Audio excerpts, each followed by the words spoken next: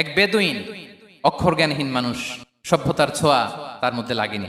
সে মসজিদে নববীতে ঢুকে একবার মসজিদে নববীর মাঝখানে পেশাব করা শুরু করলেন।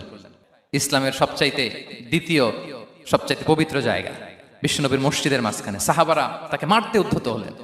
বিষ্ণু বললেন, দাও, থামো থামো, এই থামো থামো। কারণ প্রস্রাব করার সময়, টয়লেট করার সময় হুট করে কাউকে ধমক দেওয়া যায় না, ডাকা যায় না, দরজায় বড় নক করা যায় না, করলে তার ক্ষতি হতে পারে, করবেন না। বিষ্ণু বললেন, দাও ওয়া হারিকু আলা বাউলিহি সাজলান মিন মা। এই রাখো রাখো, বেচারাকে পেশাব করতে দাও। পেশাব শেষ করলো, বিষ্ণু বললেন, এক বালতি পানি ঢেলে দাও। এক বালতি পানি বালুতে মিশে জায়গাটা পরিষ্কার হয়ে যাবে। এরপর বিষ্ণু ইসলাম বললেন, ফা ইন্নামা বুইসতুম মুয়াসসিরিন ওয়ালাম তুবআসু মুআসসিরিন। তোমরা এত কঠোর হচ্ছ কেন? আল্লাহ তো তোমাদেরকে কঠোর করে পৃথিবীতে পাঠাননি, সহজপন্থী করে আল্লাহ তাআলা আমার এই উম্মতকে পৃথিবীতে পাঠিয়েছে। পড়েন সুবহানাল্লাহ। এবং পরে লোকটাকে বুঝিয়ে বললেন, সে কালিমা পড়ে মুসলমান হয়ে গিয়েছে।